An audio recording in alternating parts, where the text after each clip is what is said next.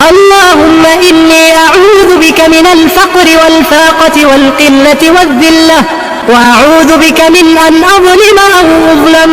اللهم إني أعوذ بك من البرص والجنون والجذام ومن سيء الأسقام. اللهم رب الناس أذهب البأس اشف وأنت الشافي شفاء لا يغادر سقما. أعوذ بكلمات الله من شر ما خلق. نے دوسرا کام فرمایا وہ یہ فرمایا کہ ایک تو مسجد کا کام ساتھ ساتھ میں شروع ہو گیا، ان مہاجرین اور انصار کا بھائی چارہ قائم کر دیا۔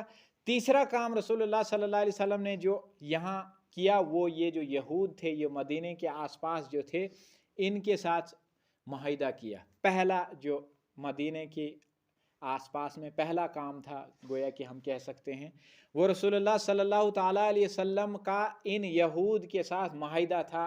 ان کے ساتھ معاہدہ کیا گیا، باضابطہ اس کو تحریری شکل دی گئی کہ آپ کا دشمن ہمارا دشمن اور ہمارا دشمن آپ کا دشمن، ہم مل کر اس ریاست کا دفاع کریں گے۔ اگر کوئی ہمارے خلاف، اور یہ وقت کا عین تقاضا بھی تھا، اگر کوئی ہمارے خلاف ہتھیار اٹھائے اور ہم پر حملہ کرے، آپ پر فرض ہے کہ آپ ہمارا ساتھ دو، مل کر ہم اس سے نپٹیں گے۔ اور خدا نخواستہ اگر آپ کے خلاف کوئی آ کر ہتھیار اٹھائے، آپ کے خلاف کوئی اعلان جنگ کرے، تو ہم جو ہے آپ کے ساتھ مل کر جو ہے دفاع کریں گے، جنگ لڑیں گے۔ یہ رسول اللہ صلی اللہ علیہ وسلم نے یہود کے ساتھ معاہدہ کیا، اور تاریخ گواہ ہے کہ یہود کی جو خصلت ہے وہی انہوں نے یہاں بھی کیا۔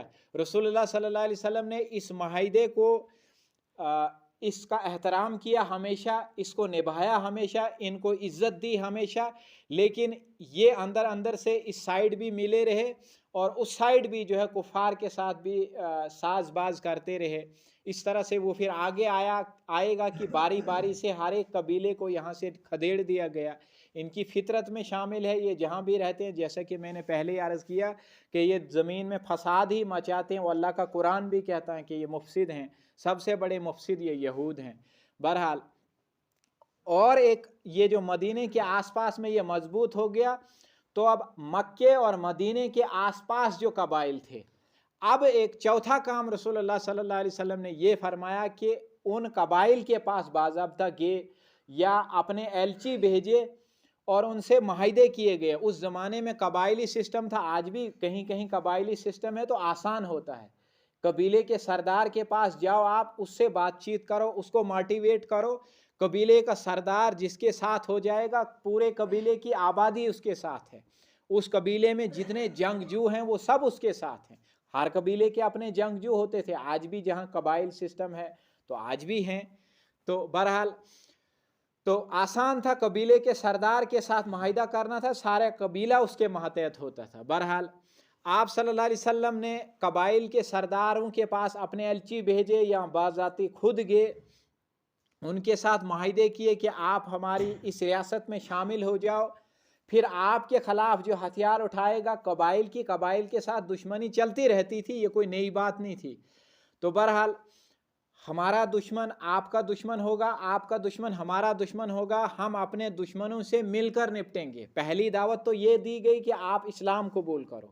اگر انہوں نے اسلام قبول کر دیا تو پھر تو وہ تھے ہی، لیکن اگر انہوں نے اسلام قبول نہیں کیا تو ان کو اپنی ریاست کے ماتحت کیا گیا، ان کو اپنی ریاست کے ماتحت کیا گیا اور ان سے معاہدہ کیا گیا کہ آپ کا دشمن ہمارا دشمن ہے، ہمارا دشمن آپ کا دشمن ہے، ہم اپنے دشمنوں کا مل کر دفاع کریں گے۔ تو یہ کیا گیا۔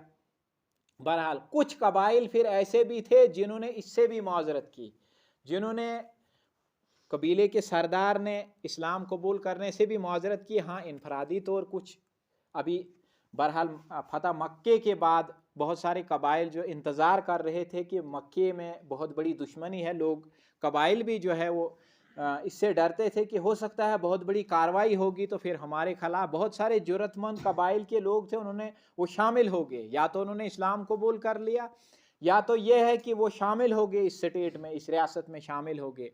لیکن بہت سارے لوگ تھے وہ اس سے کچھ ہچکچائے، تو رسول اللہ صلی اللہ علیہ وسلم نے ان کو ایک اور آپشن دے دیا۔ رسول اللہ صلی اللہ علیہ وسلم نے ان کو نیوٹرل رہنے کا آپشن دے دیا کہ آپ اگر ہمارے ساتھ نہیں رہتے ہو تو کم سے کم جو ہے آپ مکے والوں کے ساتھ بھی نہ رہو، آپ نیوٹرل رہو. ہمارے اور ان کے درمیان اگر جنگ ہوتی ہے تو آپ ان کا ساتھ نہیں دو گے. تو بہت سارے قبائل کے لوگوں کے ساتھ، سرداروں کے ساتھ رسول اللہ صلی اللہ علیہ وسلم کا یہ بھی معاہدہ ہو گیا. بہرحال اس میں ایک بنو بکر بھی تھا، اس نے بھی یہ بہت بڑا قبیلہ تھا، اس کے سردار کے پاس رسول اللہ صلی اللہ علیہ وسلم پہلے بھی گئے تھے. تو اب جب مدینے میں آپ کو پناہ ملی تو ایک ریاست قائم ہو گئی، اسلامی ریاست. تو آپ صلی اللہ علیہ وسلم نے ان کے ساتھ معاہدہ کیا، وہ آ کر رسول اللہ صلی اللہ علیہ وسلم کے ساتھ اس معاہدے میں شامل ہو گئے. تو یہ بہرحال یہ کچھ فوری کام تھے جو رسول اللہ صلی اللہ تعالیٰ علیہ وسلم نے فرمائے. اب آپ صلی اللہ علیہ وسلم بہرحال یہ لگاتار لوگ آتے جا رہے تھے، اسلام قبول کرتے جا رہے تھے، جو ایک سٹیٹ کے لیے ضروری ہوتا ہے، جو ایک سٹیٹ کے سربراہ کے لیے ضروری ہوتا ہے. ایسے انتظامات آپ صلی اللہ علیہ وسلم نے فی الفور کیے. مثلا زکوٰۃ ہے یا نفلی طور پر زکوٰۃ، ایک تو فرض زکوٰۃ بھی ہو گئی. اب احکامات بھی اللہ تبارک و تعالیٰ کی طرف سے اترنے شروع ہو گئے. اس سے پہلے اللہ کی طرف سے کوئی حکم نہیں اترا تھا. جب سٹیٹ قائم ہو گئی، جب ایک ریاست قائم ہو گئی، ایک مضبوط ریاست کی طرف آگے بڑھنے لگی، تو اللہ کی طرف سے احکامات بھی اترنے لگے. اب آپ کو یہ بھی کرنا ہے، اب آپ کو روزے بھی رکھنے ہیں، روزے بھی فرض ہو گئے. نماز بھی باضابطہ 5 گانا فرض ہو چکی تھی، ایک نماز ہی تھی جو اس سے پہلے فرض ہوئی تھی. اب زکوٰۃ بھی اللہ کی طرف سے فرض ہو گئی. تو اب جو ہے کمزوروں کی مدد کی جانے لگی. زکوٰۃ کے ذریعے زمینوں کی پیداوار بہت بڑا ذریعہ تھا، یہ کھجوروں کی پیداوار تھی یہاں، اس کا جو ہے وہ عشر